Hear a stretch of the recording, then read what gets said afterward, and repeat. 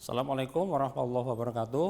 Salam sejahtera bagi kita semuanya, teman-teman mahasiswa, khususnya yang mengikuti program studi Magister Administrasi Publik ya S2. Sekarang kita diskusikan berikutnya yaitu tentang asas-asas pemerintahan daerah. Jadi yang pertama adalah dekonsentrasi. Ya, kalau dekonsentrasi itu artinya adalah pemerintah pusat menyerahkan kewenangannya atau urusan-urusan pemerintahan itu kepada perangkatnya yang ada di daerah. Ya. Kalau itu ya artinya dekonsentrasi itu artinya adalah kebijakan politiknya itu dipegang oleh pemerintah pusat, sedangkan kebijakan kebijakan administrasinya itu diserahkan kepada daerah-daerah ya, ada daerah wilayah administrasi maupun instansi vertikal. Nah, intinya itu kalau dekonsentrasi ya.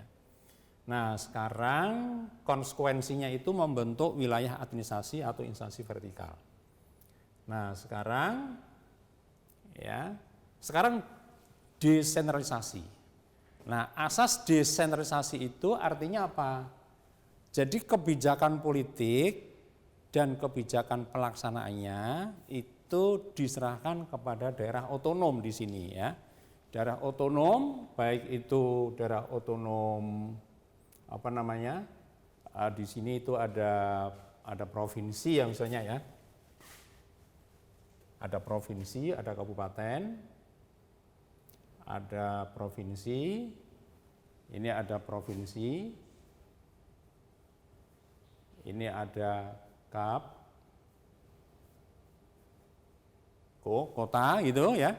Nah, ini disebut namanya daerah otonom. Nah, itu menggunakan asas desentralisasi ya. Nah, kemudian ini konsekuensinya. Kalau desentralisasi terbentuk namanya daerah otonom. Ini daerah otonom, ini ada urusan pemerintahan diserahkan kepada daerah otonom. Maka kata kuncinya masyarakat yang ada di sini ini dia diberi kewenangan untuk mengatur dan mengurus ini, mengatur dan mengurus urusan pemerintahan yang diserahkan itu ya. Itu kalau desentralisasi. Konsekuensinya terbentuk namanya daerah otonom. Nah, sekarang ada lagi asas ya, namanya adalah rekognisi. Dalam bahasa lain namanya adalah knowledge based law. Nah, ini apa? Ini adalah pengakuan terhadap suatu komunitas yang sudah melaksanakan urusan pemerintahan, kemudian pemerintah mengakui. Nah, ini yang banyak dilakukan oleh negara-negara Eropa ya, seperti di Belanda, di Jerman, di Perancis ya, termasuk juga di Amerika. Itu namanya adalah rekognisi ya. Kemudian yang terakhir yaitu namanya adalah subsidiarity, yaitu subsidiaritas. Ini adalah diadopsi dari ajaran Gereja Katolik Roma yang dia mengatakan bahwa pelayanan gereja itu kalau bisa dilakukan di family, di keluarga, urus saja keluarga, kalau di paroki, urus saja paroki, kalau di keuskupan saja. Kemudian disiplin local government mengadopsi itu kalau urusan itu bisa diurus dengan baik oleh kabupaten, ya kabupaten saja yang ngurus.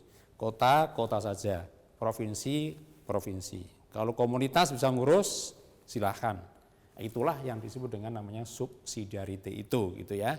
Nah, di kita ini ada tetapi ya, tidak sesuai dengan konsepnya. Desa itu katanya diberikan subsidiarity, tetapi itu bukan local government ya, belum diakui sebagai satu local government. Itu hanya satu organisasi sosial politik dibentuk negara dengan undang-undang saja kalau desa seperti itu.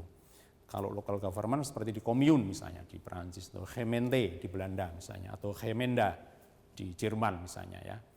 Jadi itulah ya asas-asas ya sebagai satu dasar untuk menyerahkan urusan-urusan pemerintahan yang semula itu miliknya pemerintah pusat yang kemudian diserahkan kepada daerah otonom.